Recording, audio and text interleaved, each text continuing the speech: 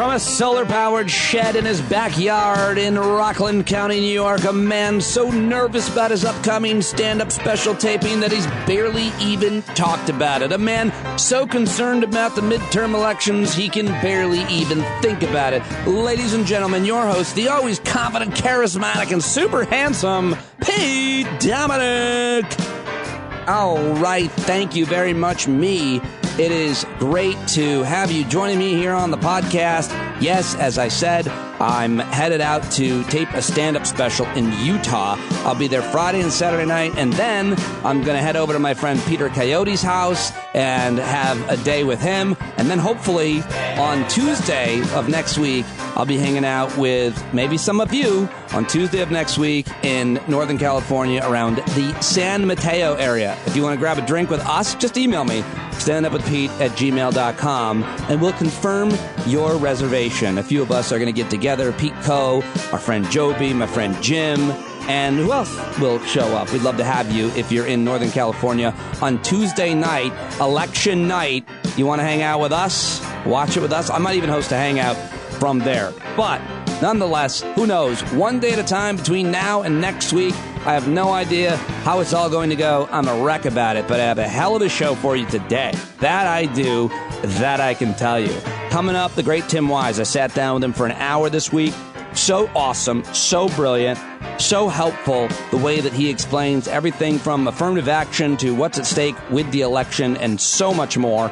And before that, I speak with Ophira Eisenberg, who is just the best. Just love Ophira. We couldn't get Christian today, but Ophira and I had a great conversation about her new podcast and parenting and my nerves and more. So good every time. And then also a little bonus today. I get a preview of the great podcast Pops on Hops, hosted by listener Barry Hummel and his daughter Abigail. They had a very special guest, John Carroll. So I'm throwing that preview on. So if you want to listen to their podcast, you really should. They're so great, and it's so great, and I love them, and you should listen. So that's coming up as well. So lots for you to tune into today. I want to get to it. I am just about to do the hangout, so I can't even tell you how that went, but I'm sure it was great as always. But let's get to the show. And if you're not already a subscriber, please consider signing up. That would be huge. I just got a whole bunch of new subscribers this week, like several, like, I don't know, like 4 or 5, but it's a big deal. And we'd love to have you sign up for a paid subscription. Join us at the Hangouts, on the Discord, and in our community, because I don't know what's going to happen with these elections. You don't know what's going to happen, but we'll be here for each other.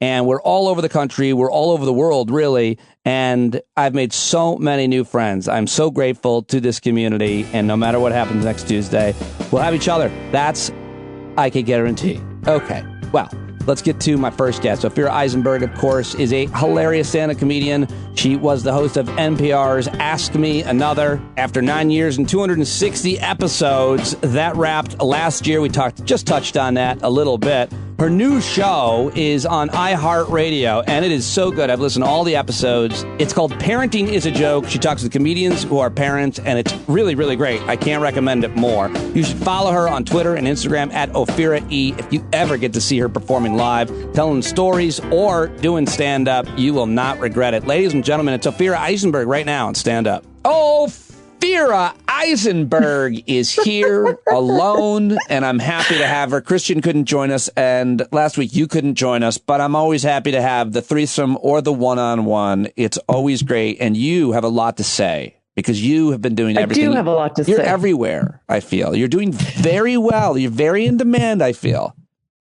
Oh, that's nice. The demand is created by me.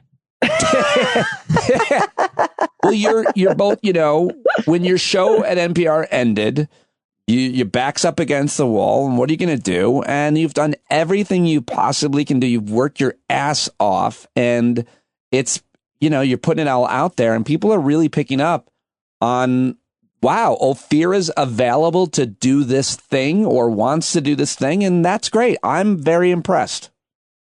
Thank you. Yeah, I you know, it's been a solid year and a half.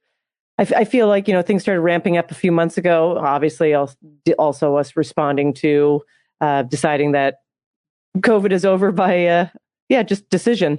And so as we microdose it in our everyday lives, the world has reopened.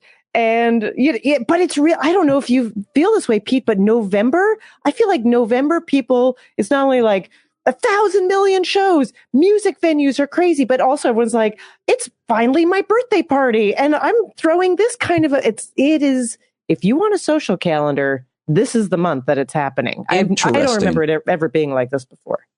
I don't know. I have no idea. I haven't noticed because I don't have my finger on the pulse of live entertainment, much less culture. That's why. What are you talking about? You're about to fly to do a big show in a big theater and a big stage. Cameras on you. So my agent, let it sit there, says the Dry Bar Comedy Channel wants to know if you'd want to do a set with them. And what that is, it's a really popular, I guess, YouTube channel and comedy club. I still don't understand it, but it's a company, it's a brand. And they're based out of Utah. And so your set has to be, quote, family friendly and clean. Correct. And so I thought, I don't really think I can do that. And I don't like being pinned in with a set. I like going on stage and not having any rules. So I don't love tape and TV. It's never been my thing. But I said, I'm up to the challenge. It's 2 months away. I'll get out. I'll do some sets. I'll shake out the rust. I've done nothing.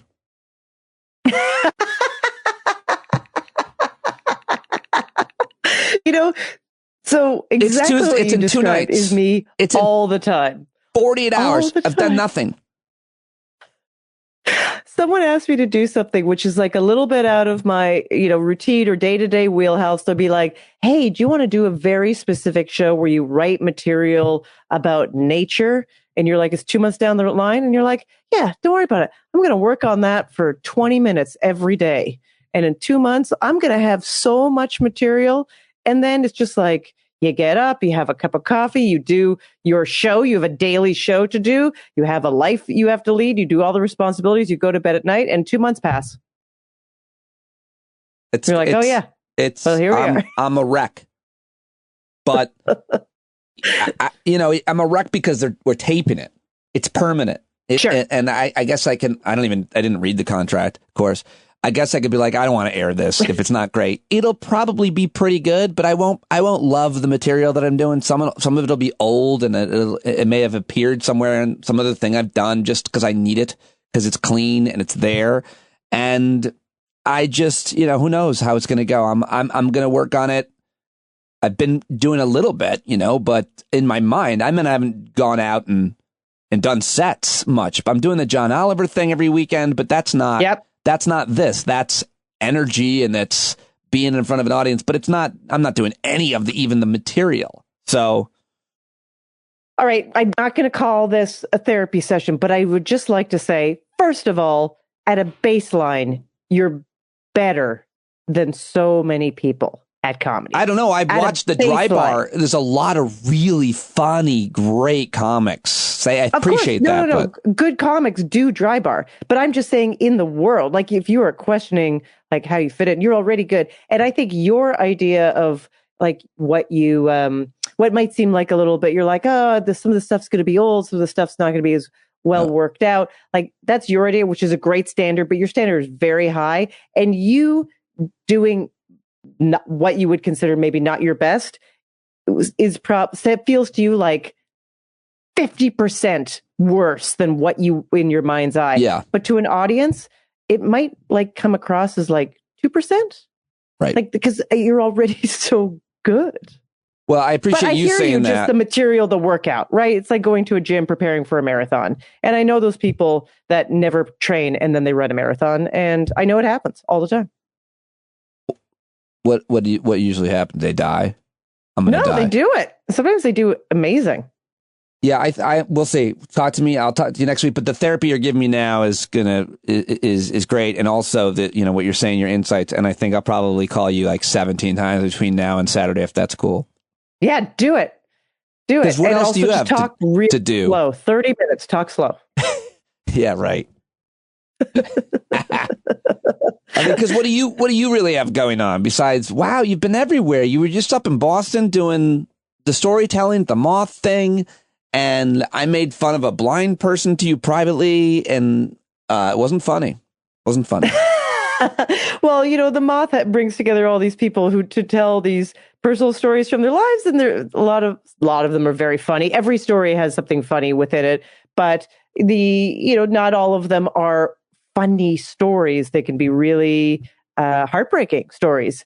And the storyteller told a amazing, funny but heartbreaking story because he has a great sense of humor about losing his sight recently, about 4 years ago. And before that, he discovered his love for ballroom dance, tango, and was very good. And so when his sight left him quickly and due to a very rare autoimmune disease, he was devastated and really concerned that he would never dance again. And and what it was like to navigate through that. And there was, I want everyone to listen to it when it comes out, but I will just say, it doesn't end devastating, but it's still hard. Yeah. That sounds really interesting. I screen grabbed a picture of him and I just sent that. No joke, nothing around it. And you didn't reply. I was like, oh shit. And it was one of those, I was like, and it's like this, I feel like Ophira has felt a million times right now. She didn't reply. She's probably never going to talk to me again. And then you did finally reply. You're just like, that guy just lost his vision or something like that. And I was like, whatever, he seems like an asshole. And then you didn't reply again. I was like, oh my God, I couldn't have made it worse. And I just want to say, I wasn't making fun of him, a blind person. I was making fun of the way, it was a picture of all of the people who had told stories. And it was, yes, a thoughtful picture, much less, performance, I'm sure. And his facial expression was weird, I thought. And so that's what I was more making fun of than the fact that he'd lost his vision tragically due to a terrible disease, which I didn't know, but I did know he was blind because he had a stick in the picture. Right, and I was right. Yeah, exactly. No, yeah. You thought it was kind of a goofy smile. And also, again, I know texting is just so weird, but it wasn't that I wanted to reply and just be like, oh, this is the situation. But I was also, I did this thing where I did that moth show in Boston. I'm still adjusting to what it's like to travel and live a life. So I did that show in Boston. And then right after the show, I lost my voice. What? Just lost it. My voice. I was kind of fighting a little bit of a head cold that my son gave me. And somehow I powered through. I remember when I used to do this years ago, before all of this, where I would power through colds. And then promptly after the show, it was like my body was like, yeah, all right, you're done. Goodbye, voice. And it just went away.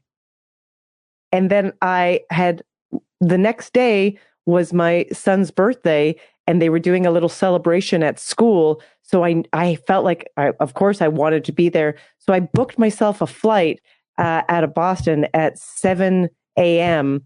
I got back to my hotel room after the show at 11, and I had therefore to get up at 5. That's rough. To get to the airport. And I did that thing where I didn't sleep because I was too worried that I wouldn't wake up.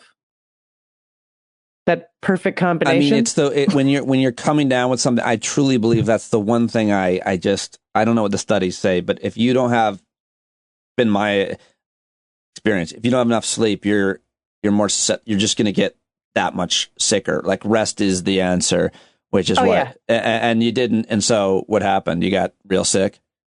No, I just had a cold. I mean, it's basically gone now, whatever. We're a week later. So when I saw that text, I was just like, I can't, because I was basically just in utter survival mode to get back to New York. Well, how was I supposed to know that? Bring them to my kids' school while wearing 30 masks.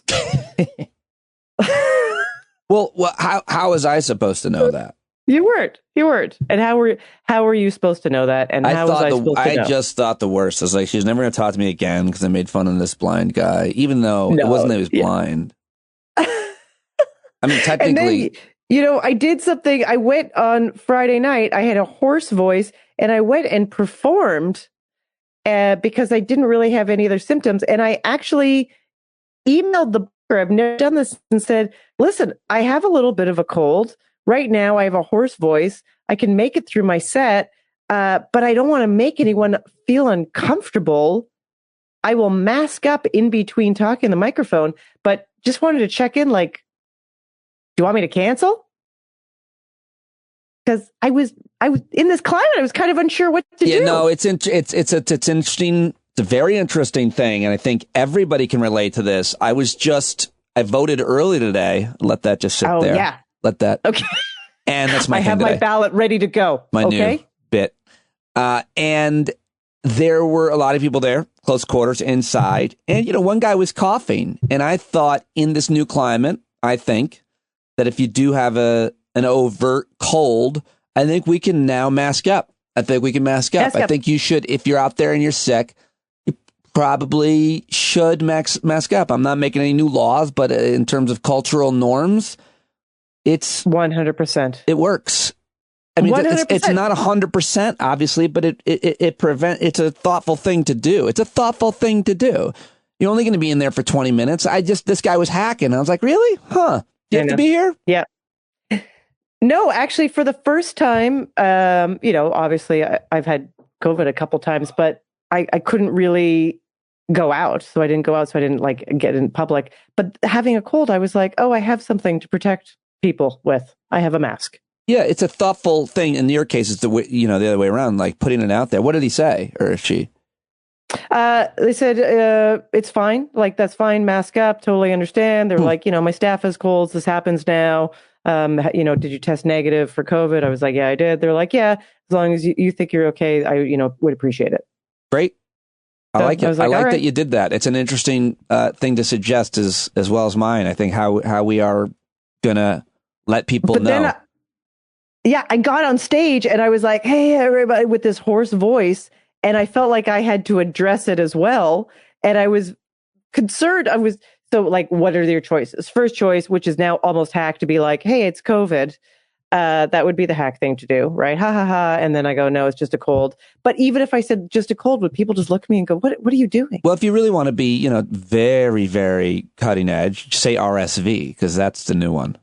Oh, you're right. I should have said that. Or monkeypox. Or monkeypox would work. Or just go old school and be like, AIDS, everybody.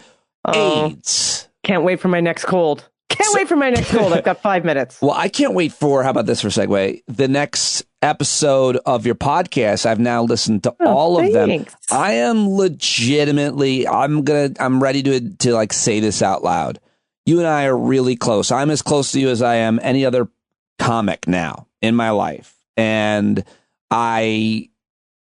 just other people. I mean, we're really good friends. But I've always liked you as a comic. But I'm ready to say I'm a legitimate fan. Like, I like to listen to the things that you're doing, and I like to watch the things that you're doing and read the things that you're writing, whether it's on Twitter or Instagram. And obviously that's why I have you on pretty much every week, because I am a huge fan.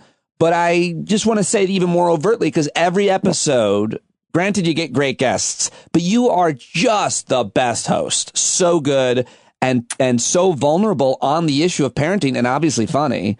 I didn't say so. And I just want to give it the highest endorsement. It is a great show, and congratulations. And I love it, and everybody should listen. Thank you. So much. And you know what? Thank you. A few, actually, I'm going to say more than just two. A few of your listeners have definitely reached out to me that they have listened. So thank you to Stand Up with Pete Dominic fans and listeners. You made me so happy. But yeah, it's so funny to be back in the seat where, part of it, I will say I love doing it. And I feel like it's weird muscle memory when you're like, oh yeah, interviewing people. I remember what this is like. I remember what it's like when you're dealing with tangents. I remember what it's like when we're going off topic. I remember what it's like when I didn't fill out this part of the research I should have, and now I'm going to have to deal with it. All of that stuff. And it also is triggering because I also am like, I'm revisiting old emotions, which I clearly have not dealt with. Well, whatever. I mean, that's pretty normal. Which is good. It's just part of the thing. You're just like, oh yeah, right.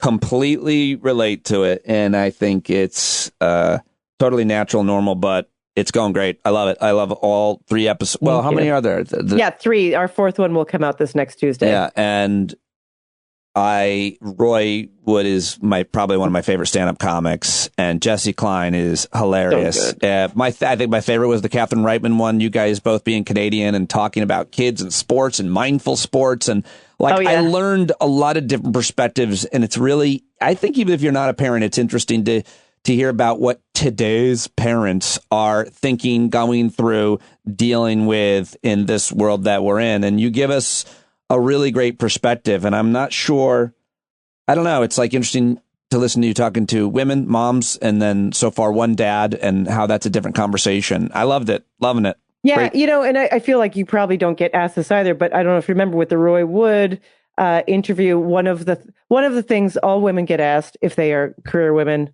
of any kind, and definitely I get this as a stand-up, is some version of well, how are you balancing them both? When do you spend time with your kid? How do you make time for that?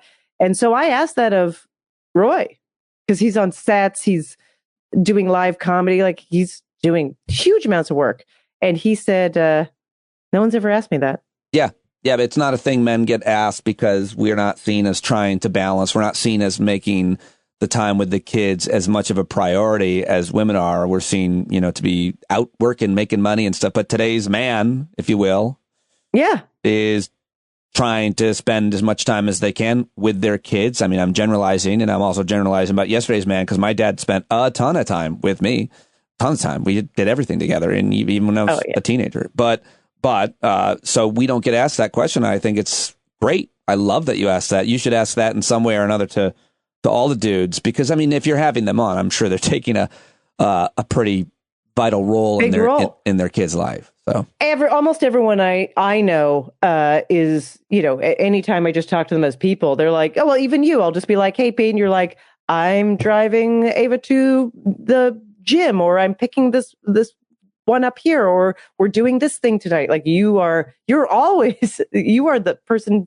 shuttling them around and making sure they get places, making sure they have things done. Yesterday I took her, this would be a good thing for your show, I got to call in and leave ideas, is I took Julia 14 from her orthodontist, where we talked about a cosmetic issue she's done with her Invisalign, to the dentist. I called the dentist. I was like, can we come over real quick? Your dentist is the most amazing woman.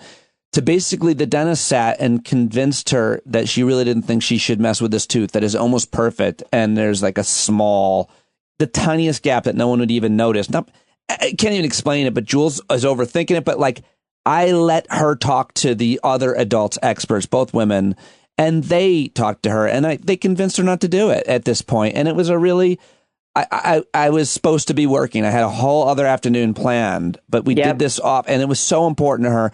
And it was the best. It was the best 3 hours I could have spent, really. Just taking her, giving her that insight from those other experts who happen to be women themselves.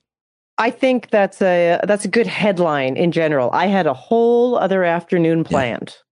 There's nothing that sums up what it is like to have to reprioritize whatever you're working on because your kid needs something in some way. It's well, my stuff is always last. Yeah, it's parenting, a car issue like a flat tire, or a sudden injury. That'll change your entire day. All three of those, but some are better than others. But the idea that I'll drop anything at this point, especially 14 and 17, I will drop almost anything to spend a minute with them, much less an hour. When given the opportunity, I'm like, yeah, I'm there pretty much every time. So. Yeah. Do you do the thing where you are thinking of the fact that, especially with 17-year-old, you're maybe only going to be living at home for a couple more years. Yeah. I do it all the time. I mean, I don't have a real activity with either one of them, unfortunately. We don't have a thing that we do. And a lot of people have that with their kids, sons, daughters, dads, daughters, whatever. But so because I don't, and it's fine, we're really close, but because I don't, I take them in as many chunks as I can meet. So it often means just things like I just told you about. But I mean, we do stuff as a family, and then we just don't have that. And so I just like to get the time I get with them and be able to be flexible to get it. And that to me is the answer of the way I'm working in my life now, my work-life balance. I can do that. Yeah, no, and not everyone has that. So it's also kind of recognizing that you can do that. Oh yeah. right? Because not That's the everyone life could just I be want. like, That's why I'm leaving my job. Yeah, that's why when people give me the hypothetical, like if I could go back to corporate media and go back to working in New York City and all that, I'd be like, I don't know. You can't buy this. You can't buy me off until Julia leaves, which is 3 more years. Ava's got 1 more. I'm doing this no matter how hard it is and what I'm, scraping by. I'm doing this so I can be here with them. Yep. No, I know. Then they're gone. No one ever regrets that. Then they're gone and I'll be a PA at WCBS. Because the insurance. Hi, I will usher you to your seat. I'll take it. Yeah, absolutely. So you also, let's just talk about this before I let you go. I mean, the midterm elections. So this is gonna drop down on Friday. I've got my absentee ballot. Yeah, I voted today. Filled out my ballot, turned it in today. I'm gonna let that sink in. Early voting, and that's great. But you just did the Liz Winstead show, and yes, abortion is on the menu. Yeah. And I'm wondering how you're feeling about that issue or anything else regarding the midterm elections. And I'm also, from listening to your podcast, just found that you took the citizenship test too, right? Yeah, I took the citizenship test, which, I did quite well on. Yeah, you got 10 out of 10. I studied very hard. And, I will tell you one major thing from the citizenship process that keeps ringing through my head, because a lot of the talk right now, of course, other than abortion, which is something being thrown around, is like the end of democracy. Does democracy exist? We're voting here for continuing democracy. Do you want democracy? It's all that democracy is being challenged or is leaving us. And I do remember when I got sworn in, we were all online, and because you had to go through additional security. And you had your piece of paper said that you had to wear a mask. It said face covering, honestly. But the security guard that was bringing us in said to this woman behind me, who was British, who was wearing a bandana, said, that's not good enough. Okay, you can't wear a bandana. And she said, why? It says face covering. And he said, no. You actually need a real mask. She said, it says face covering. She was very angry.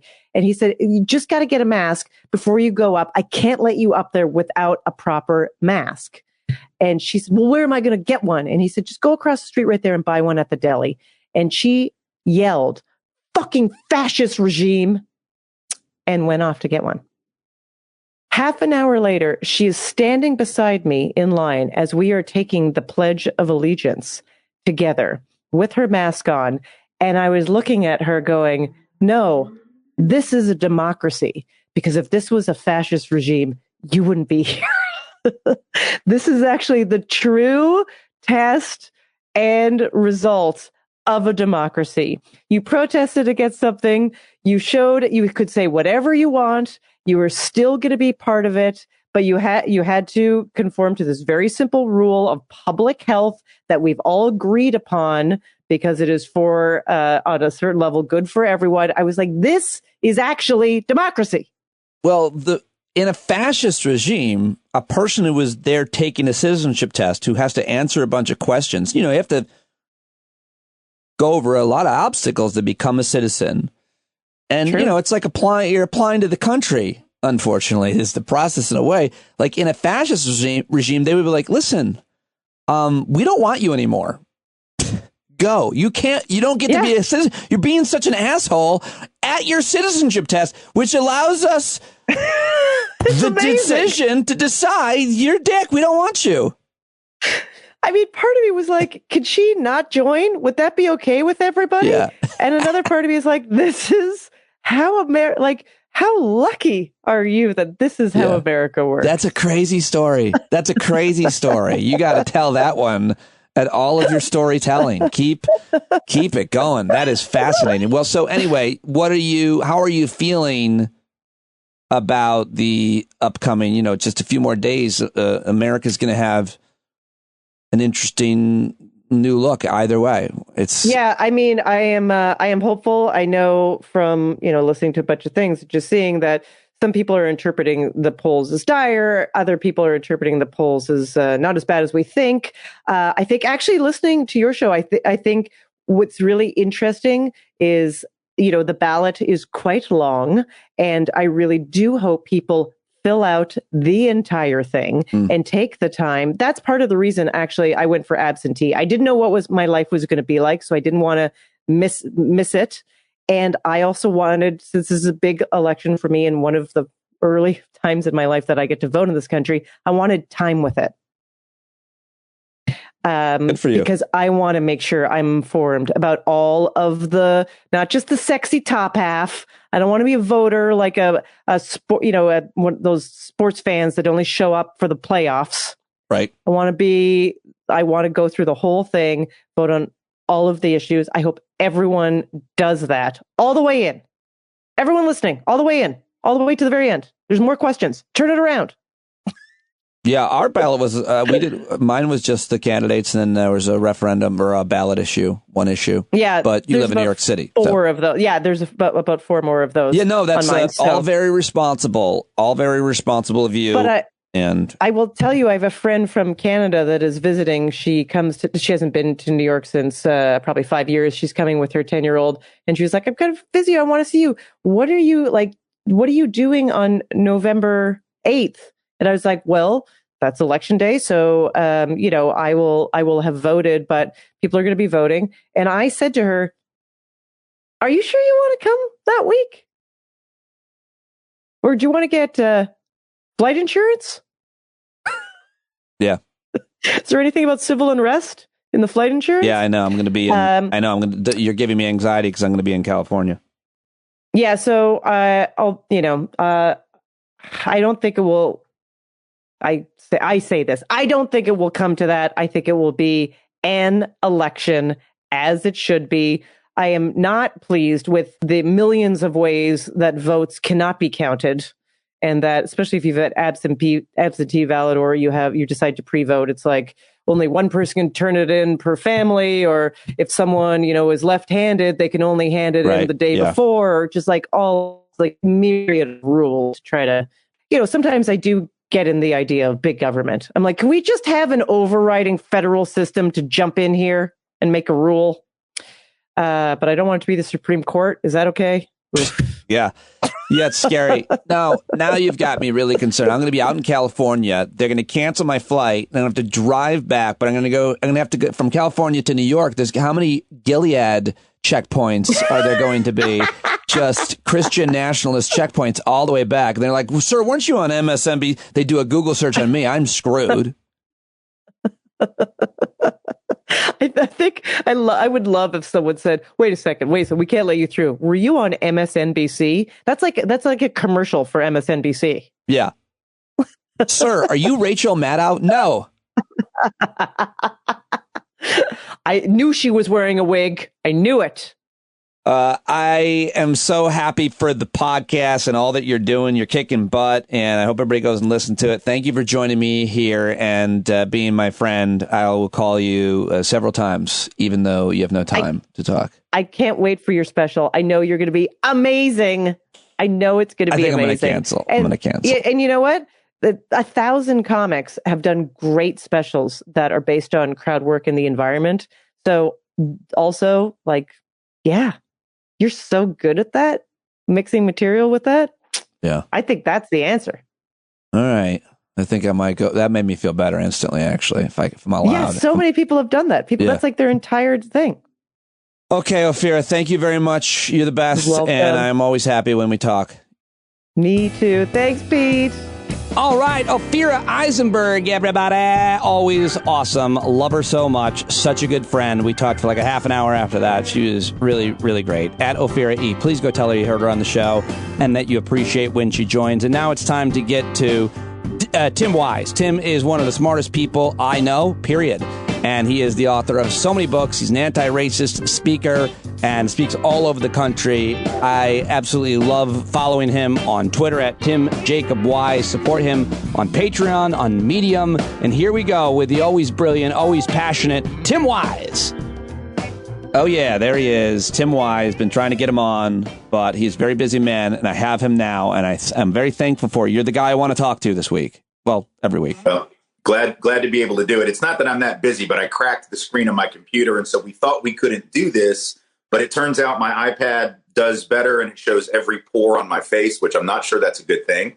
Shows every wrinkle of my 54 years in HD. So thanks for convincing me to do this. But yeah, it's good to be here. I was going to say, you don't look great, but I'm happy to have you here. I'm happy to have you. You look, I like the blurrier lens on your face. You just look softer, but now you look like I like the gauze look. We don't look that different. You have your hair, so I look even older, and I'm younger than you. But I got ID'd for a 6-pack of beer the other day and got rejected. Like, I didn't have my ID. I didn't have it. Wow, that's rough. That's rough. But it makes you feel good temporarily until you realize. You know what? Wrong. You know what would have made me feel good? That 6-pack of beer that I wanted. Yeah, that's wicked bad. True. Right, of course. All right, lots to talk with you about. So let's get to it. First of all, just on what's happening today at the Supreme Court. I'm going to be talking with con law scholar Eric Siegel about this later, but he's talking, you could speak certainly to the legal issues and obviously the policy issues. You've written so much a book about it, as a matter of fact, about the issue at least. There are 2 cases that are being argued today at the Supreme Court dealing with affirmative action, or as they say, race-based considerations to determine who gets admitted to U.S. colleges and universities. So this is dealing, to be clear, with affirmative action as it relates to college admission, not as it relates to employment. Is that important to just differentiate? Yeah, I mean, there have been other cases about that. This is about undergraduate admissions at 2 highly selective institutions, one public, UNC Chapel Hill, the other private, Harvard. And it differentiates a little bit from prior cases that didn't usually involve other cases like, Michigan back in 2003 and Michigan Law School.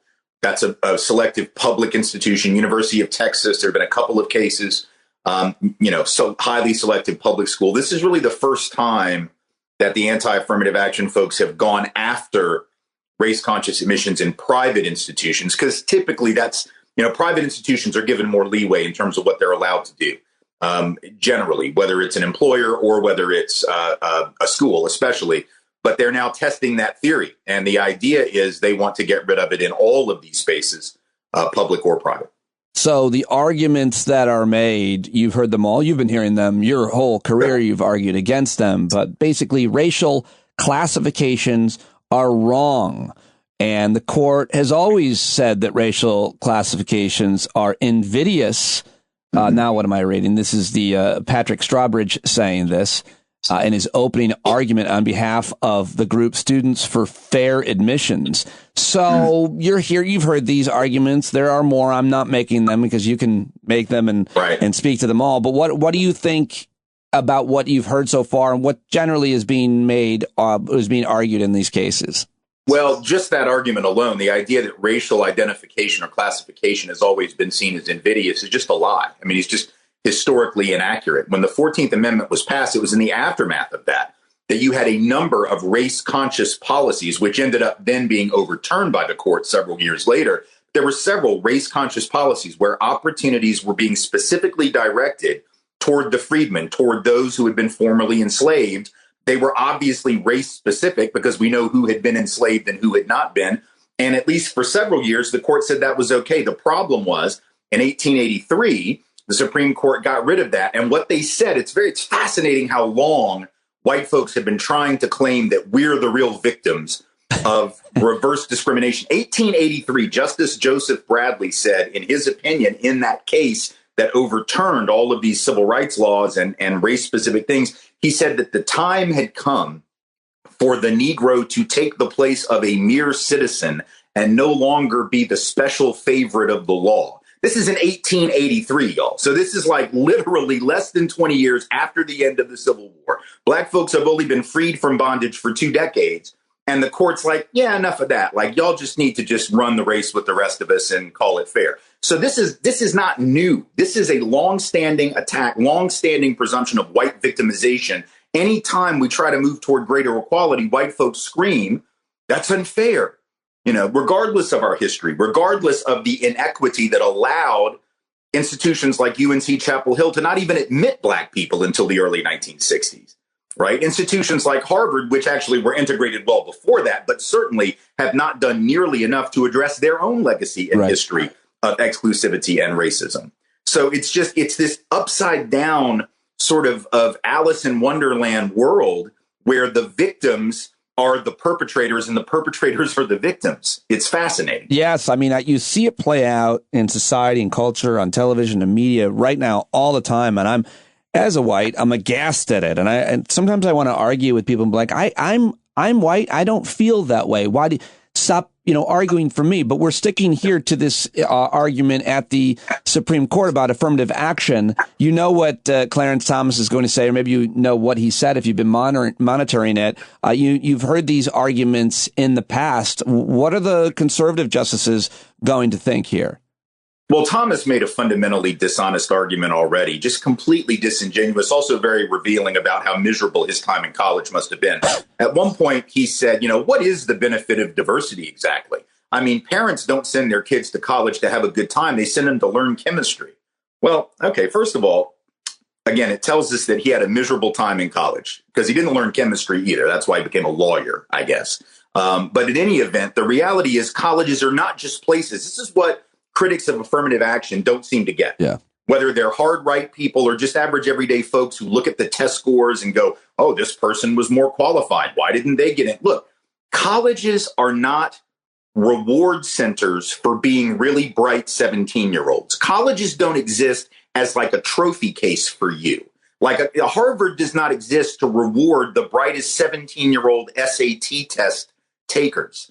The UNC does not exist to reward people who got a 5 on the AP Chem test. Like schools, colleges, and universities have missions that are about building communities of learners. They have always been about, it's not just a thing that you collect like a trophy, like a medal that you can pin onto your chest and say, I got into Yale. These schools have their own purposes. And among those purposes have been various social purposes. Now, early on, we know what Harvard's was, right? Harvard existed for the benefit of educating rich, male, Protestant, white people from the East Coast, right? And they said they were very clear about that. I mean, for the most part, they didn't make any bones about it. They didn't admit women into Harvard proper until I think the late 60s, I think was when that changed, perhaps. Jesus. And so that was their cause. And they had every right to do that. It made them pretty pernicious and awful when they did it, but they could do it. They could say that's why we exist. BYU in Salt Lake can say, we exist essentially to educate Mormons, to educate, people who were in the LDS church. And they can do that. That's fine. Schools have always had purposes that go beyond simply giving out awards for good test scores. But these folks seem to believe that the only function of a college is just to take in rank order the number of people based on their SAT score. No college has ever existed for that. So when Harvard or UNC or any other school says, look, we're trying to create a community of learners, we believe that is best done by having racial diversity and all types of differentiation in the school. Why in the world are we questioning that? Because we wouldn't question it in other areas. Like, for example, how does Harvard decide how many debaters they're going to have versus how many, pianists they're going to have versus how many people who recite poetry in coffee shops really and write great poetry or novels? Like, these are not comparable skill sets. So the idea is you want to get some people who come from all these different backgrounds, and race is one of them. And what's interesting is that this argument they're making at Harvard, which is, well, Black folks are much more likely to be accepted statistically than Asians and white folks. Right. I want to come back to the Asian piece in a second because that's critical in this case. They're much more likely to get admitted than whites and Asians, and that proves that it's unjust. No, it doesn't. And here's how I know that.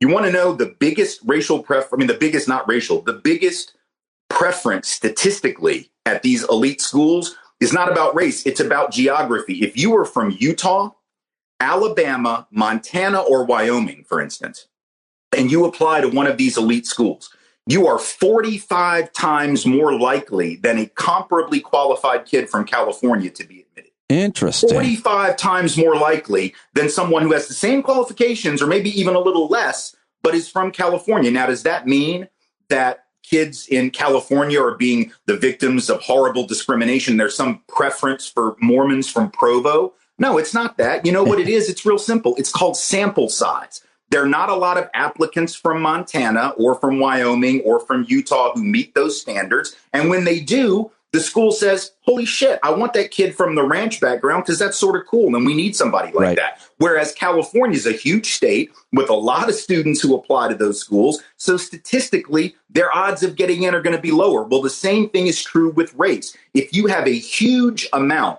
of Asian and white students who, because of a number of factors that we don't really have time to go into here, some people are going to argue, well, Asian culture is very academic. It's way more complicated than that. The data shows, for instance, that Asian families are much more likely to come from upper middle class, and Asian students much more likely to come from upper middle class and affluent families than black kids are. But putting aside the reason, if you have a huge chunk of Asian and even white students who apply to these schools with high scores, and a smaller group of black folks who have been facing inadequate K-12, not the same level of resources, disproportionately poor. So the number of them who score really high is going to be lower, right? It's just going to be lower. So if I am scoring pretty good and I'm applying to those schools, I'm going to have a better odds because it's a smaller sample. It's like Utah. It's like Wyoming. It's like Montana. It doesn't mean any injustice was done.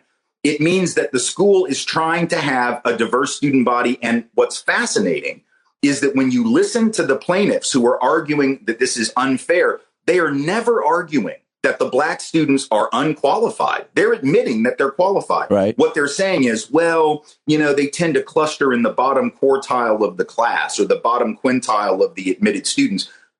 What does that mean? There's always going to be a bottom quintile, right? No matter who it is. Like if you got rid of affirmative action, there'll be a lot more white kids in it, but there's always going to be that kid who's like the last one under the door, right? The last one under the tent at Harvard. There's going to be that student who graduates last at Harvard. That doesn't mean they weren't qualified to go to Harvard, right? It's not like at the end of the 4 years you go, well, you guys all graduated in the bottom half, so you don't get a degree. Why are they making that argument?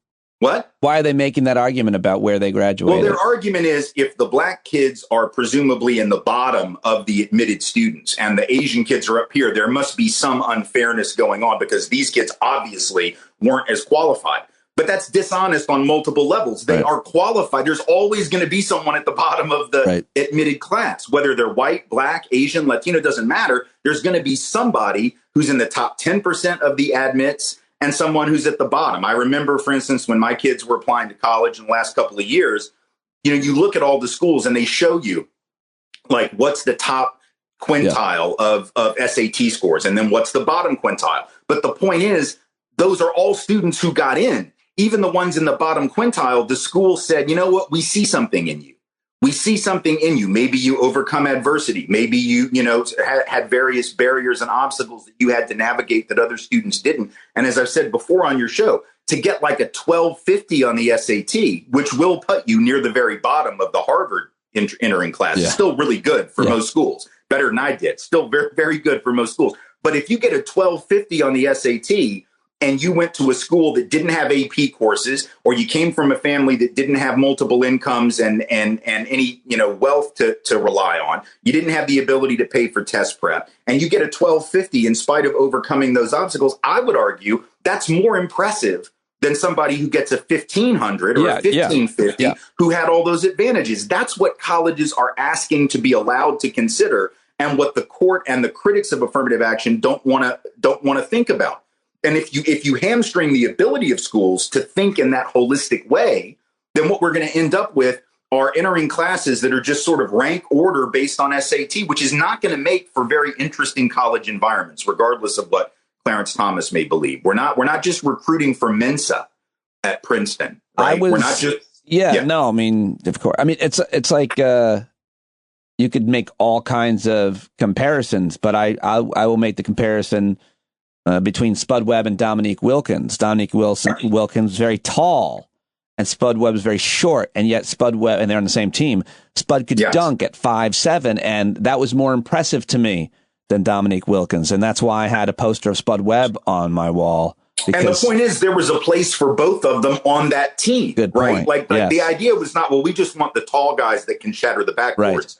Right. There was a need for a range of talent. Yeah.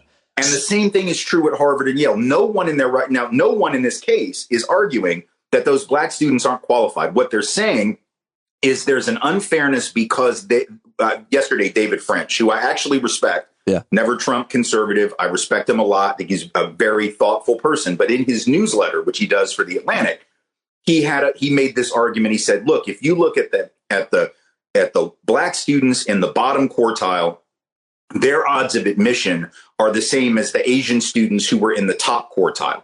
And that somehow proves unfairness. But again, it doesn't. Both of those odds were like, I think, 15.7 to 15.8%. The difference is, if you have a lot of Asian students who were in the top, unless you're prepared to have Harvard be all Asian, right? Unless you're prepared to just let them in, which nobody in their right mind wants a college that's all one or maybe two races or ethnic. That's just absurd. Unless you want that, of course, if you've got a lot of people in that group, the odds of any one person in that group getting in are going to be less. And if you've got another group that's smaller, the odds of any one person in that group getting in are going to be greater.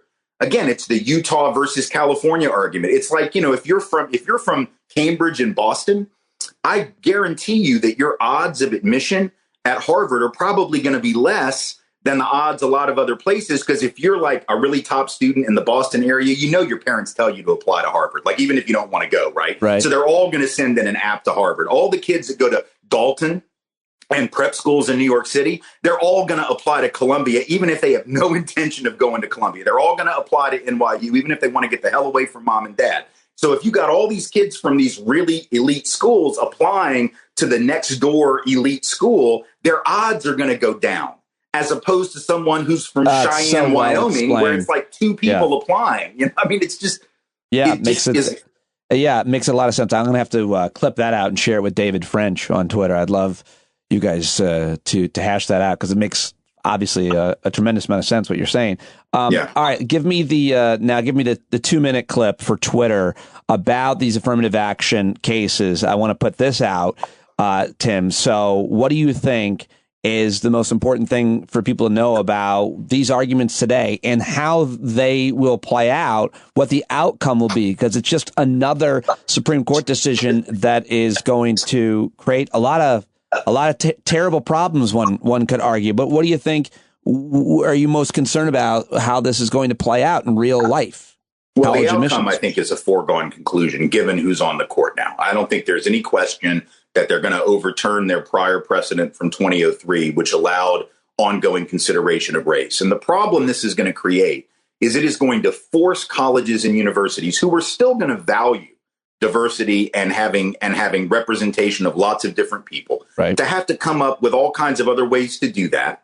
And then my concern is that you're going to have, after this case, white students and maybe Asian students as well, who are going to sue any school that does any kind of diversity effort at all. If they try to switch to socioeconomic, which is one of the arguments that's being made, well, they could just use class. And there's a lot of reasons why that's not an adequate substitute. But even if it were a decent idea, you can imagine there will be folks who will sue and say, well, that disproportionately benefits black people. And we know that's really why you're doing it. It's really a proxy for race. So they'll sue, and they'll end up ironically using disparate impact analysis, right, in a very dishonest way, the way civil rights activists have long used it, right, to argue there's a disparate impact of a certain policy. They'll start using that to require schools to make admissions decisions just based on the SAT and grades. And that's not good for anyone, because whether you're black, Latino, indigenous, or whether you're poor and white, you ought to be considered holistically based on the actual educational background that you've had and the obstacles you've overcome. Could we do it better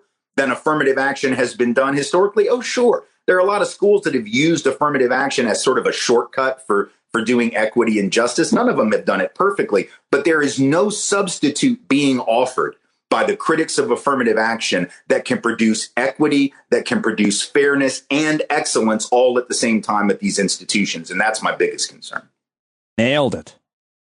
Yeah, well, I have a lot more to ask you about that, but I do have two more big questions that I want to get to. And one of them, of course, is your take on, I've got to get your take on everything surrounding the attempted assassination, apparently, perhaps hostage taking. Who knows? The investigation plays out, but certainly he almost killed an 82-year-old man who is the husband of the third most powerful person in the world, Speaker Nancy Pelosi. Everybody knows the details about this case. Unfortunately, people have different ideas of what happened. And even more unfortunately, part of that is because the guy who just bought Twitter is perpetuating a conspiracy theory. And when I woke up and saw that he was doing that yesterday, I told people it depressed me so much. It scared me so much because it was kind of a harbinger of what could be to come that I just, it was apoplectic yesterday. So what are you have some really original thoughts about all of this, Elon Musk, the attack, the assassination, how it's being framed in media. Where do you want to start? Well, I mean, I can just say this. Elon is driving Twitter into the ditch like his stupid self-driving cars. Like, this is a guy who everything he drives crashes. Like, this is just, this is, I mean, his spaceships, I guess, managed to get, I wish he'd get on the first one to Mars and then like, oh, sorry, we forgot the booster rockets to get your stupid ass back. But in any event, this thing with Pelosi, let's be very clear. This is only an attempted murder of Paul Pelosi because Nancy Pelosi wasn't home.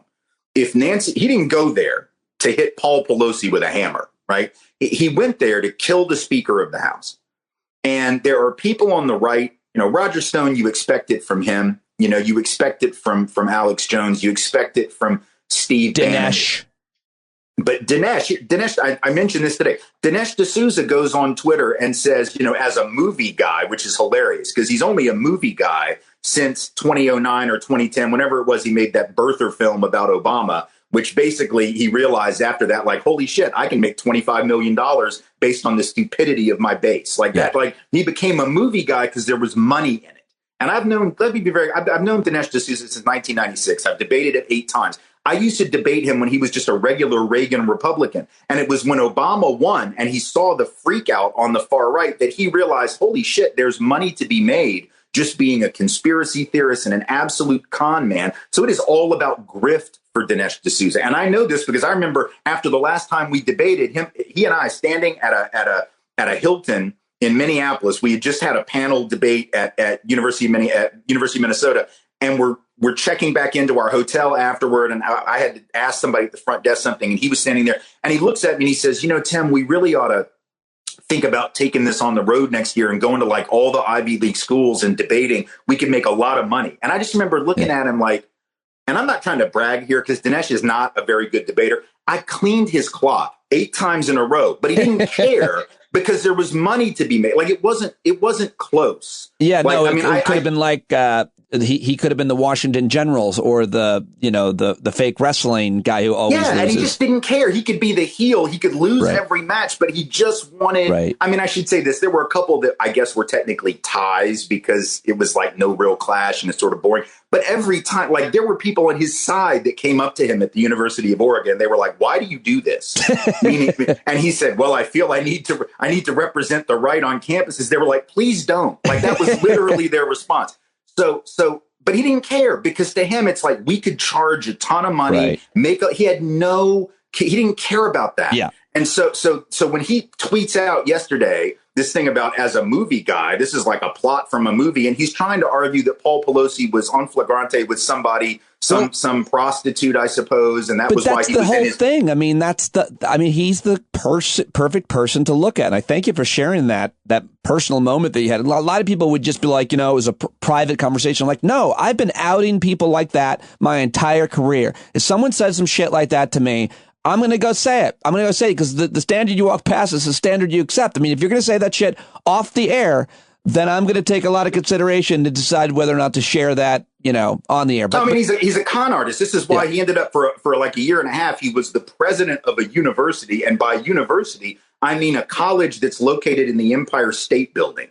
Like that was the college he was the president of. That doesn't seem fair to the Empire State Building. I know, but it's like the King's College or it's some religious school, and they paid him $1 million as the president of this school that's on like 4 floors or something of the Empire State Building.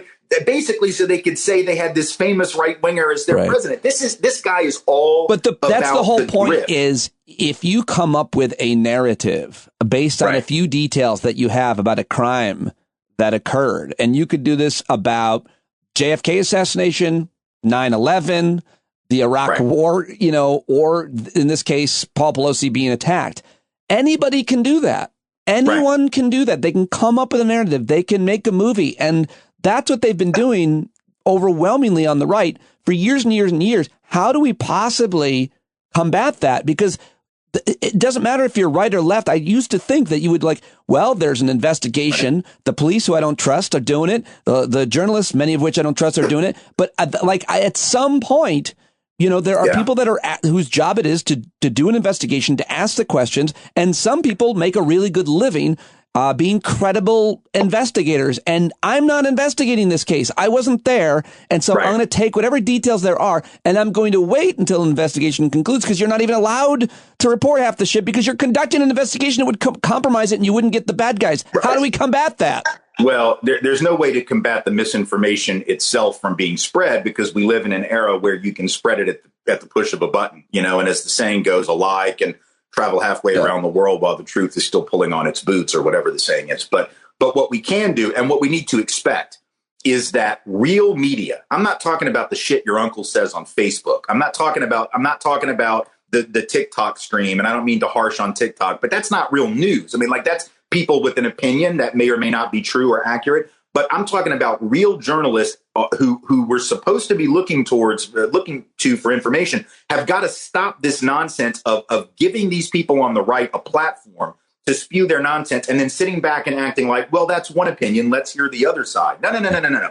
When you have the speaker, the presumptive speaker of the House, if the Republicans take over, not being clear enough in his condemnation, or trying to pivot to, well, it happens on both sides, or engaging in hot rhetoric against Nancy Pelosi, Marjorie Taylor Greene talking about how Nancy Pelosi deserves to be executed. When you have major leading Republicans who are demonizing the Speaker of the House as a human being, not disagreeing with her on policy, not having a policy argument about taxation or regulation or environmental protection, but actually demonizing her, and you refuse to call it out, stop putting them on your Sunday show. Stop interviewing them like they're legitimate commentators. Right. Keep them off of your program. And when they whine and scream how they can't get heard, tell them, if you were going to come on, you're going to answer this question. And no, Chuck Todd, no, whomever, we're not going to just, after you dodge the question 10 times, go, okay, moving on now. No. We're not going to move on until you stop demonizing and lying about what you're doing. But they refuse to do it because the media is so afraid. CNN's a good example of this. CNN is so afraid to be thought of as liberal, right? So afraid that they think they're going to get all these maggots back. These MAGA freaks, they're going to all come back if they just put on some conservatives. No, they're not. Those people don't want to they don't even want their news from Fox anymore, because Fox is too liberal. So they're going to Newsmax and OANN and My Pillow Guy's, Twitter feed, or not Twitter because he's off Twitter, YouTube, whatever the hell he's on now, Getter, Rumble, whatever it is, whatever Mike Lindell with the Jesus cross and the shitty pillows is on. They're getting their news from him. Right? Stop trying to wrangle back these people that are gone and treat them like they're normal, rational people. And for the Democrats, stop acting like, I know that person just said that we're like a baby killing satanic pedophile ring, but I think that if I just promise them broadband internet and cheaper insulin, they'll vote for my guy. Just cut the shit. They don't care about policy. They think you're satanic. They think you eat children in the basement of a pizza parlor. They don't give a damn about your infrastructure bill. They don't care about the Inflation Reduction Act. They don't care about any of it. They don't even really care about the price of gas. They say it's about the price of gas. They don't care about the price of gas, because back a month or so ago when the price of gas fell, they didn't go, oh, shit, maybe I should rethink this. No, they think that you're satanic and that you eat children and that you suck adrenochrome from the glands of babies, because Hunter Thompson wrote about that. We know Hunter Thompson was a real reputable journalist who only reported factual news. So this is the thing. Stop treating these people like normal human beings. Stop treating these people like normal voters. They are gone. Mobilize your people, and you should be talking to those truly independent-minded, rational people, of whom there are many, independent-minded, rational Republicans, even quote-unquote conservatives, and pointing out how absurd those people on the far right are, so that they understand that it's a choice between democracy and that.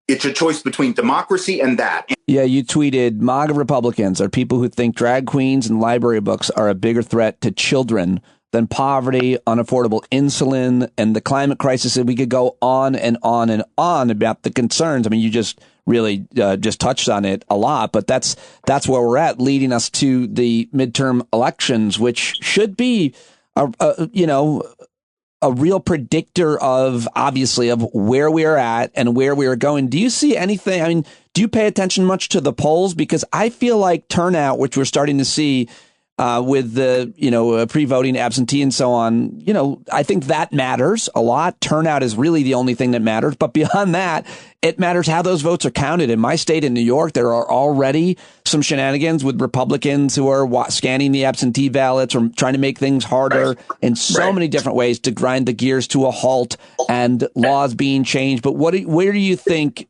how much more do we know about the future of America or the present day America on November 9th? We'll know some things. I mean, one of the things that we have to be very clear about, look, if every vote were counted, and certainly if everyone who wanted to vote and was legally entitled to do so was allowed to do so, Republicans would win very few things in this country. They would win certain state legislatures, sure, but they would certainly not be able to control the Senate. They would never be able to probably control the House, or always be very close, and they would never win the presidency. Because if everyone who wanted to vote and was legally entitled to vote was allowed to do so, and certainly if everyone actually went and did it on election day, it would be lights out. And the right knows this, which is why they want to make it harder for people to vote. And sometimes they'll be honest and say that, like they really don't want everyone to vote. Sometimes they'll talk about very openly having literacy tests, having property ownership tests. Steve Bannon has said that. Matt Walsh at Daily Wire, Ben Shapiro's right-hand guy. Yeah. He has said that. Others have said that. So sometimes they say the quiet part out loud. That's number one. Number one is that the majority of Americans don't agree with that agenda, but unfortunately the rules are rigged in a way that benefits them. The second point is who's counting the ballots. In certain states, even if there's shenanigans, they're not going to be able to Republicans are not going to take over California. They're not likely to take over New York. They're not likely to take over a handful of other areas. But in places that are tight, in Arizona, in Georgia, in those places, that is where those kind of shenanigans and misconduct can, in fact, make the difference. So we're going to have to really have conversations about election integrity. Everybody believes in election integrity. I absolutely 100% believe in it. I'll tell you, this last week, I went and early voted here in Nashville. And it's, of course, not going to matter because here in Nashville, the Republican legislature in Tennessee has gerrymandered my city. Even though it's a blue dot in a red state, they have gerrymandered it 3 different ways. They split Nashville into 3 totally different congressional districts, all of which are currently represented by Republicans, so as to take away the Democratic, one of which was previously a Democrat district, but now it's been split in a way that probably won't be, in order to hold power. So my vote probably won't end up mattering, but I went and I did it, both as a civic obligation and because I want to keep it close.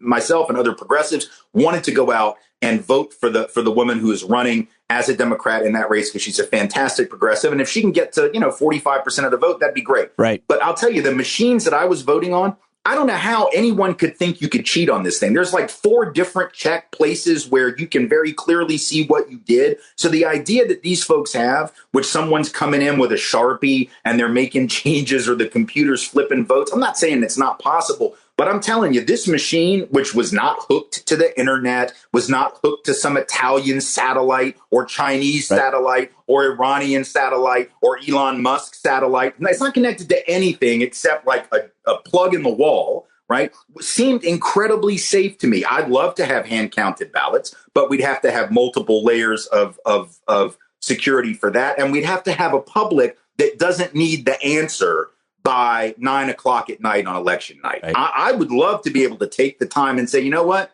It's going to take us a couple days to count this shit, and we're going to do it by hand, and we're going to have a receipt and multiple verification. But you got all these people who the longer it takes, the more they think cheating is happening rather than security. So we got to have a conversation about it. I don't know what's going to happen on election day. I will say this. I've been seeing things on Twitter from some folks who I trust that would suggest that some of the polling that we've been seeing has been front-loaded with Republican favorable pollsters. And that may be why we're seeing it tighten back up and people are saying, oh, the Republicans have got it now. They're definitely going to win because a lot of the polls seem to have a slight Republican skew.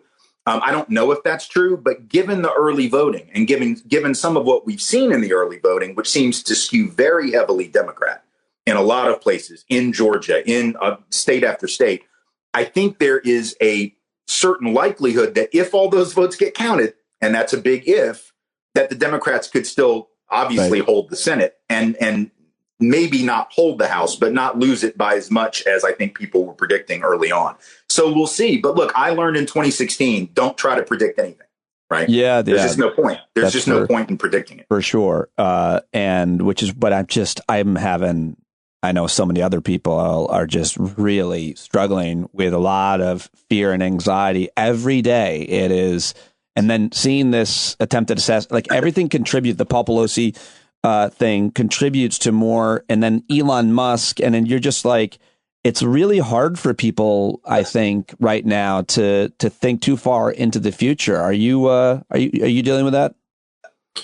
Yeah, I mean, it definitely is a thing, to try to think about what 5 years from now looks like, what 10 years from now looks like. I've got 2 kids in college, and one of them has a year and a half left. The other has 3.5. And it's like, well, I don't know where y'all are going to be, but your mom and I may leave the country, and I don't want to have to do that. I don't even like thinking about that, but I will say, there are real dangers that people face.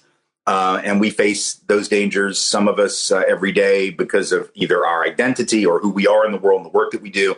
And I'll tell you, I will say this: if things get really bad, I ain't gonna sit around like, I'm gonna leave the way folks left Germany if I have to. Like, I'm not gonna hesitate to go out of some misplaced sense of. My first obligation is to protect myself and my family. And I'll do it. And I don't want to be melodramatic, but the reality is, I get death threats now. I have FBI agents that come to my door now to tell me that there are credible threats against me. I can't imagine how much worse it'll be if Trump wins again or someone like that wins and the Republicans take power.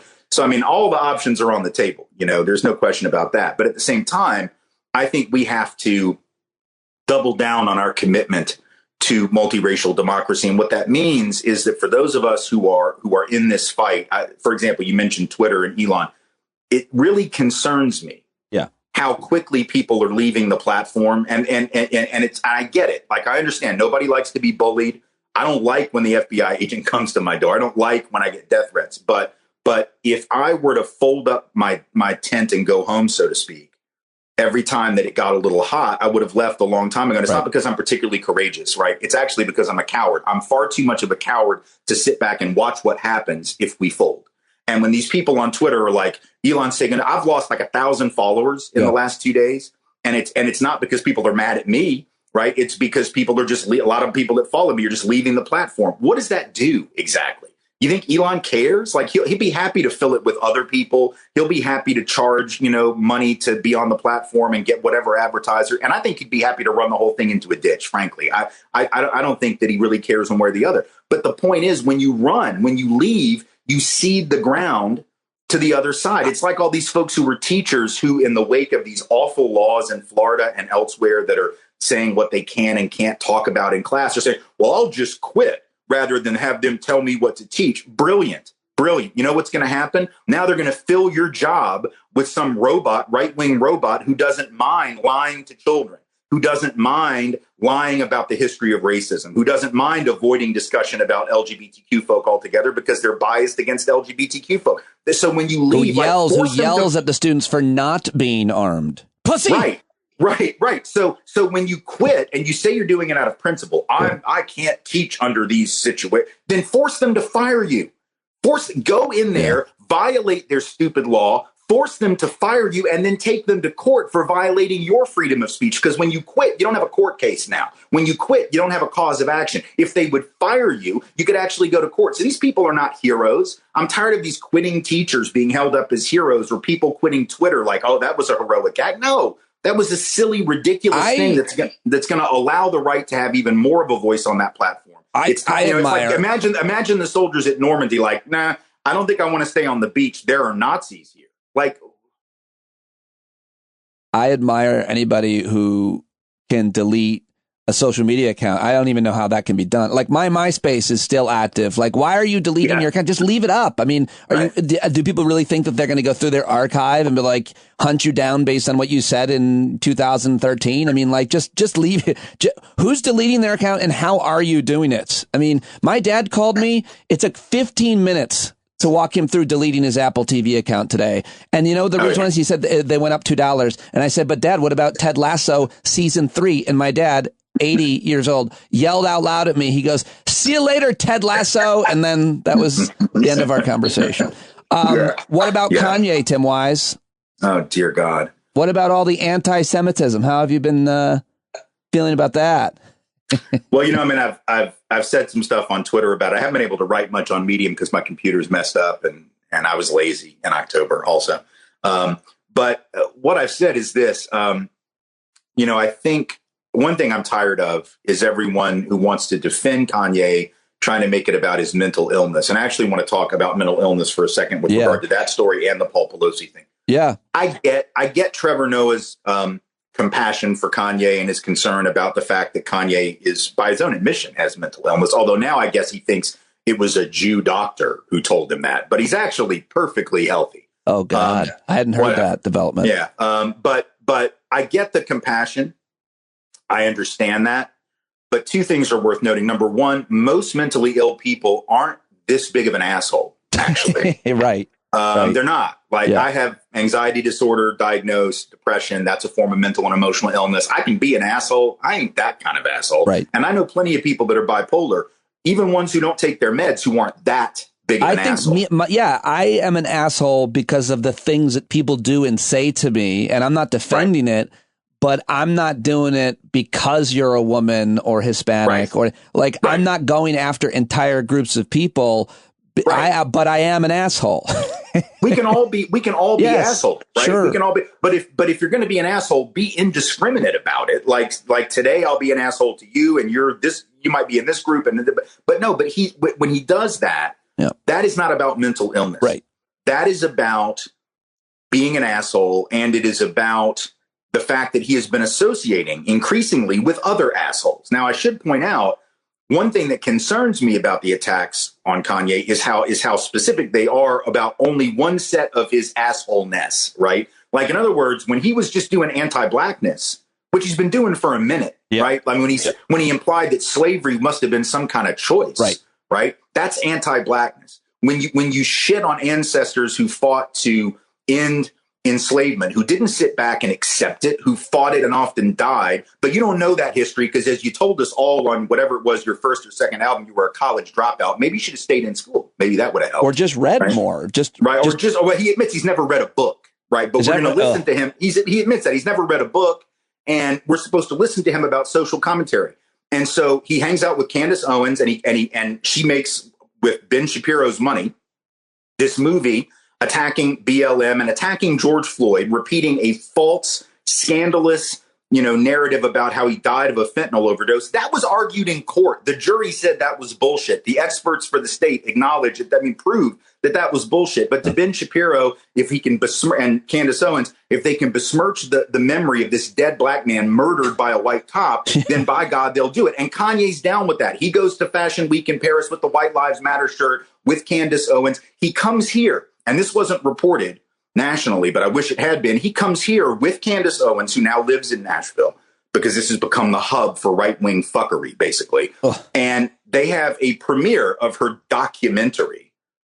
And you know where they did it? The premiere, the anti-BLM, anti-George Floyd, anti-black documentary work. And Kanye was in town at the premiere with Ray J, interestingly, who made the sex tape with Kim Kardashian. So that's fascinating.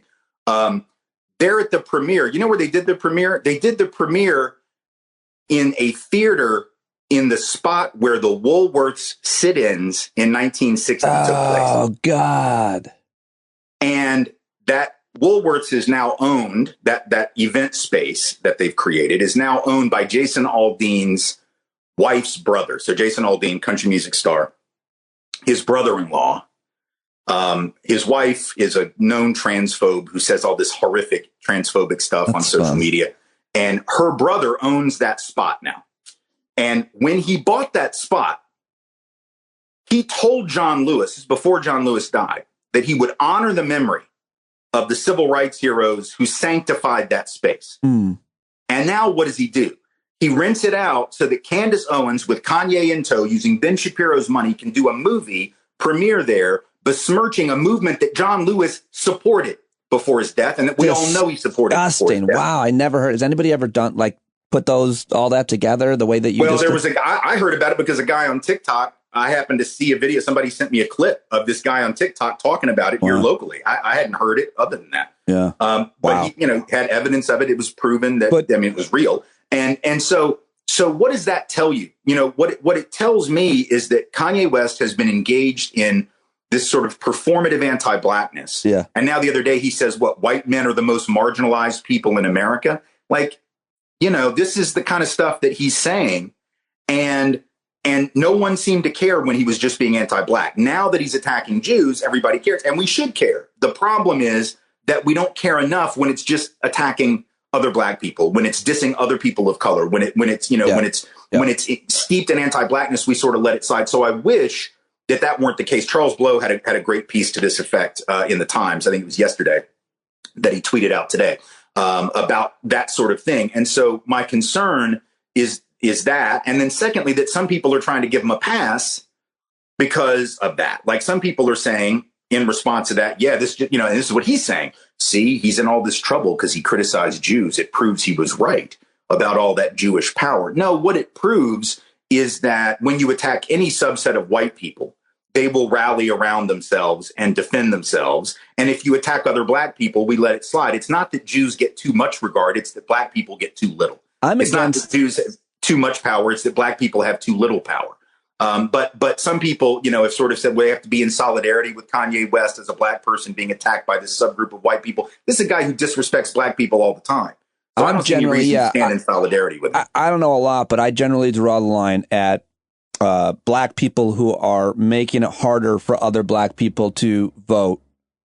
So if you're supporting Herschel Walker, if you're supporting a black person who is a writer or actor who supports making it harder to vote, for example, repealing the Voting Rights Act. I mean, I'm against that. I'm against that. Kanye has now come out, apparently has supported Herschel, but you were making a larger point. And I want you to get back to that about mental health. And as it also pertains to the man who attacked Paul Pelosi. What do you want to say about connecting those two, Kanye? Yeah, I had a tweet about that the other day as well. And one of the things that you're hearing from people who are commenting on the Paul Pelosi beating, the attempted assassination of Nancy Pelosi, had she been there, is people saying, not necessarily to excuse it or to rationalize it, but just to put it in some context. They're making a point of this man's, the assailant's, pretty apparent mental illness. And it does seem as though he is indeed profoundly mentally ill, perhaps schizophrenic. Certain things behavior seem to indicate that. The problem with that argument, and we hear that made a lot, right, with political violence, it's not the politics, it's not the rhetoric of the far right, it's the mental illness, and that's the problem. Here's the thing. The line between those things is a lot blurrier than one might think, and I'm not trying to be snarky when I say that. I'm not trying to argue that all conservatives or even right-wingers are mentally or emotionally ill. I don't believe your politics tell us anything about your mental state of mind necessarily, but what I will say is this. If you are profoundly mentally ill, and especially with something like schizophrenia as a particular condition, and there is a major political party and movement in your culture and in your society whose politic is increasingly steeped in conspiracism, increasingly steeped in the idea that there are these evil people behind the scenes that are pulling the strings and manipulating the society, whether that's QAnon talking about satanic pedophiles, whether that's people talking about the globalists, whether it's the great replacement theory, whatever it is, right? If you've got an entire groomers who are trying to make your children gay or whatever, if you have an entire movement that's steeped in that, that is the kind of psychology that makes a lot of sense to someone who has schizophrenia, right? Who's already given to certain degrees of paranoia and conspiracist thinking. So if you have a normal right-wing politics, it's not necessarily going to have that effect. But if right-wing politics is increasingly tied to this sort of off-the-wall, bizarro, John Birch society, everything is a conspiracy kind of thinking, those persons who are locked in the grips of profound mental illness are going to potentially gravitate to that. You can look back when Gabby Giffords was shot, which I can't remember the year now, but it was many years ago.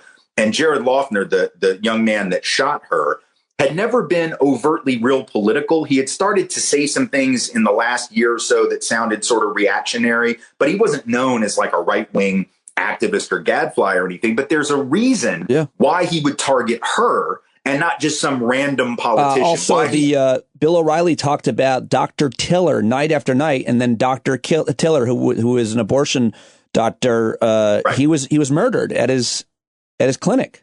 Right. And the killer in that case, as with so much other anti-abortion violence, probably does have profound mental and emotional derangement, right? But the reality is, when you have that derangement and you think to yourself, here's a guy who's mass murdering babies all of those years, most anti-abortion people are not going to act on that. Most anti-abortion people have enough mental health, right, that they're not going to go out and kill because of that. But if you've got people who are profoundly mentally ill and you're spinning this yarn about conspiracy, if you're Tucker Carlson talking about the Great Replacement 400 times on your television show, and then you've got 4chan that's amplifying that and Reddit that's amplifying that, and then a guy like the guy in Buffalo comes across that, he's not watching Tucker because that's not Tucker's demographic, young people, right? But that young guy's seeing it on 4chan who's amplifying it because of Tucker. And then all of a sudden, he, who may be profoundly mentally ill, as is Dylan Roof, as was Robert Bowers, who shot up the synagogue in Pittsburgh, there are going to be people who gravitate to that kind of violence because the combination of reactionary conspiracist politics, it dovetails perfectly with their particular mental derangement. But you can do that. I mean, I think that I would actually just add to this. I think that that's true in traditionally, but now it would seem that there is more of this kind of cult issue that you could examine psychologically, in that you're going to have more and more of these people, but it's because it's the thinking has become so mainstream to the point that their cult leader got hundreds and hundreds of them to go into the Capitol. And that was a really dumb thing for those people to do. And most of them probably realize it now. Most of them probably realize I shouldn't have done that now, but some of them don't.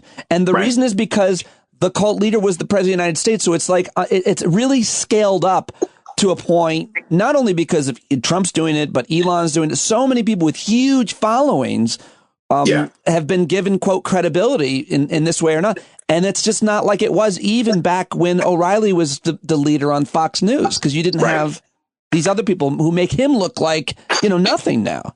Oh, well, I mean, this is the thing. The right has essentially, and I think they know this is happening. They're very conscious of it now. They have weaponized that mental illness, right? No so doubt. they know that belief in that kind of cabal, I don't think for 1 minute that Tucker Carlson believes that there's some evil globalist cabal of pedophiles, but he knows there are a lot of right-wingers out there who hang on his every word who do think that, and he'll be happy to play to them. I don't think Dinesh actually believes that there's this evil cabal pulling the strings, but he knows there are people who do, and he'll play to that. They are weaponizing that derangement deliberately, and then hiding their hands after they throw the punch, right? Like when somebody actually goes and tries to kill the Speaker of the House, it's like, oh, well, that we didn't, that wasn't us, right?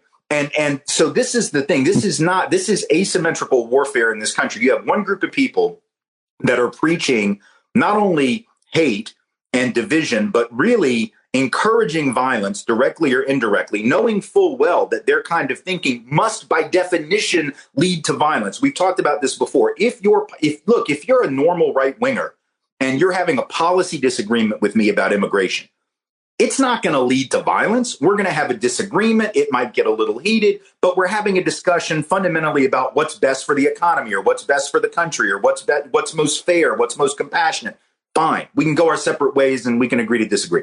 But if your argument is not just that immigration is bad, right, but that there's a group of people who are secretly and deliberately bringing people in for the purpose of replacing you. These are not just desperate people who were trying to find a better life. Then you get Tree of Life Synagogue shooting, which has been a year, it was how many years ago this past week? I mean, exactly what you get.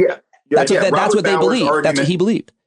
Robert Bowers' argument was that HIAS, this immigrant refugee resettlement organization that was a quote unquote Jewish run, it was a Jewish organization, was bringing in people, and it was Soros money and all this thing. If you believe that, So you're not having a simple policy debate about immigration now. We can have disagreements about what's the best immigration policy. We can have disagreements about, what's the best tax policy. We can have all that. But if your argument is these people are trying to hurt you because they hate you, that is Tucker Carlson verbatim. They hate you and they want to hurt you. Then at that point, what are you left with except I have to get them before they get me? By the way, this is precisely what Hitler said about the Jews in Germany. And I don't like to overdraw Hitler and Nazi analogies because nothing is perfectly analogous. But the reality is that is the argument that was made. They are trying to hurt us. Therefore, we must hurt them.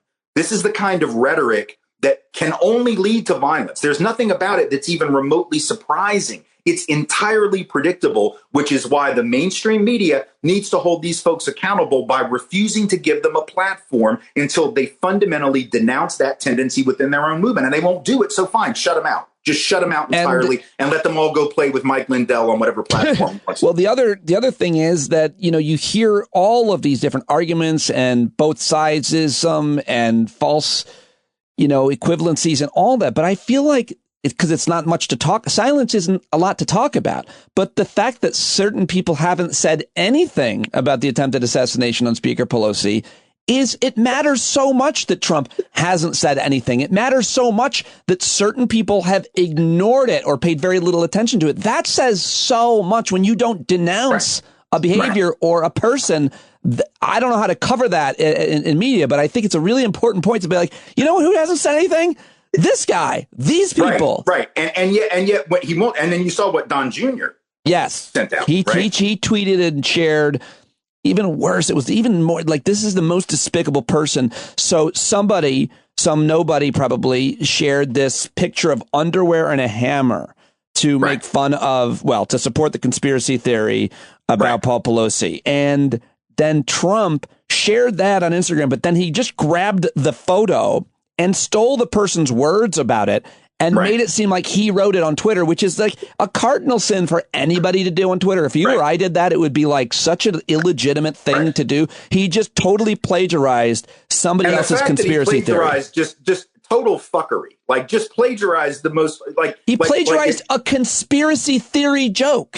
Right. I mean, if you're going to plagiarize, at least be like Doris Kearns Goodwin, like plagiarize academic scholarship or something, like plagiarize something that's brilliant. As opposed to he's plagiarized. Oh, look, it's tidy whities and a hammer. I'm going to take credit for that. Weird, because but here's a guy. He will be interviewed again by mainstream media. He will be taken seriously rather than as the sort of retrograde, offspring of a retrograde. Will he parent though? Who's interviewing him? ABC, the New York Times. Who's CNN? Eventually they will. Eventually, if his dad runs again for president, yes, of course. So you've got people like that who are going to be taken seriously, either who didn't say anything about it or who had these mealy-mouthed words, or in the case of Don Jr., this sort of conspiracist stuff. And they're going to be allowed to remain in good standing in the eyes of – they're going to be taken seriously. Yeah. And I'm sorry, if you support any longer Don Jr. after something like that, then what you're telling me is that you're a horrible human being too. And I'm tired of pretending these are good people who were just misunderstood. Horrible. And let's go find out. Let's go sit at the diner with them in their dirty trucker cap while they eat sloppy eggs and find out what motivates them. I know what motivates them. Hatred motivates them. Insecurity motivates them. They feel bad about their lives and they want to blame the wrong people for why their lives turned out shitty. All of our lives sometimes take a shitty turn. We've all had those parts of our lives where things weren't going right. But if you decided in the midst of your pain and insecurity to blame brown people who didn't do shit to you, they didn't take your job, they didn't do anything to you. If you decided to blame black people, you decided to blame Jews, then you're intellectually lazy. And I don't need to have any compassion or concern for you. I need to, that's between you and your therapist. Whatever broke your brain, that's for you to get help with. The rest of us we just need to protect ourselves from you and to defeat you mercilessly and without any apology, without checking in to see how you're doing. No. How you're doing is either defeated or winning. And I'm just tired of us acting like we're going to be the bigger people. I know, just crush these. Just crush them. Now, that's why I like that. I hear that. I feel that. I pretty much share it and always like it, that fire on Twitter as well. So I'm glad that you're staying And thank you for talking to me for an hour. I could talk to you for 2 more hours. And if there are computer issues that you're having, we will gather the funds necessary to buy you a new computer. There should never be a delay. You can gather any funds you want to gather. I'll take them. There should never be a delay for you to be joining us, that a camera isn't working. We always want your view shared here. Thank you very much, buddy. Always awesome. Really appreciate it. I think I at the end there, I considered, I want to break into your home just to see what's on your bookshelf. Well, great books. Lots of stuff. I'd love to see what's on Tim Wise's bookshelf. You get closer, they're just all Tim's books. No, I don't have that many. I don't have that many. Those are mine. There are some scary things on this shelf, though, too. I always worry. I always try to make sure that I realized the other day, I have David Duke's book over to my right here. And I have that book because 20 years ago. Because your ghost wrote it. Yeah. For the cash. No, when you were young, you needed it. I did not. But I have his book over here to the right. And I noticed it on the shelf the other day. I've got Dinesh's book somewhere here too, End of Racism is a horrible book. Yeah. I have these things because I do believe you have to know your enemy and your adversary. That's fine. But, so I read their shit but I realized oh my God, if that David Duke book is ever in the shot, it's got to be, because I don't want David to be even the Jew knows I'm right. He would. I don't need that. He would. Yeah. Well, now I will. I'm going to scan those bookcases to destroy you. Right. Of course. You're going to do it. Yeah. You're going to do a close up and you're going to find all the titles and you're going to find something. You know what? I'm actually not. I'm even going to edit that out so nobody gets the idea. Tim, thank you very much, man. I appreciate it. You bet. All right. And there you have it, ladies and gentlemen. Ophira Eisenberg and Tim Wise. But before I let you go, and I'm happy to still have you, I'm very excited to give you a preview of longtime listener and big-time supporter Barry Hummel and his daughter, who he does a podcast with. Abigail and Barry host a podcast. It's called Pops on Hops. They talk music. They talk beer. And this week, they had John Carroll, of course, who is one of our biggest, most talented supporters and listeners and thinkers. And he, of course, has had an amazing career as a musician, a Grammy Award-winning musician. He wrote our song. He was one of the original founding members of the Starland Vocal Band. Of course, their hit song, Afternoon Delight, has appeared in so many different TV shows over the years. And Abby and Barry talk with John Carroll about that. Great podcast. Go listen. Go subscribe. Here's a little sample of Pops on Hops with special guest John Carroll, who apparently is a big fan of the podcast Smartless. Hey, do you guys listen to Smartless? No. I assuaged my anxiety about talking with you guys by thinking about the Smartless episode, which is a podcast once a week, I do believe, hosted by the trio of Jason Bateman, Will Arnett, and Sean Hayes. Yes, I know of it. It's just so much fun. And if you're going to listen to one out of any of them, listen to the one with Jeff Bridges, because Jeff Bridges is just so up. Well, and there's a deeper connection there even, because Jason Bateman and Will Arnett, you know what I'm about to say? I do. Does John know? Maybe. So Jason Bateman and Will Arnett were on Arrested Development, which happens to be my favorite TV show. Oh, right. And Afternoon Delight was on that. Afternoon Delight was on that. And is my second favorite episode of that show. So I didn't see that episode. I've only heard about that episode. It's so funny. Yeah. Well, it showed up in Taco Bell commercials and stuff like that.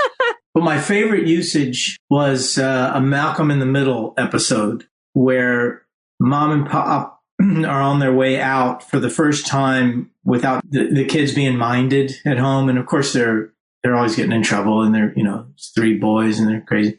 And there's a comedy of errors befalls them that is, threatens to undermine their evening out. And they're rushing to put out all these fires and get out of the house just to be able to, it's either going to happen or it's not going to happen. And they're really hell bent on making sure it happens. And they do, and they get in the car, and the guys, whatever, they bandaged up somebody or whatever that they had to take care of. And they're in the van, which is like a Dodge Caravan, which is close to my heart because I drove one myself. And Afternoon Delight is on the radio, and they crank it up, and she's got her leg up on the dashboard, all lathered up, shaving her legs in the van while they're driving away. That one, it's a toss up between that, usage in Starsky and Hutch when Will Ferrell's character, who's visited in prison, gets him to do all this kinky stuff for him to tell them what it is that they need to know.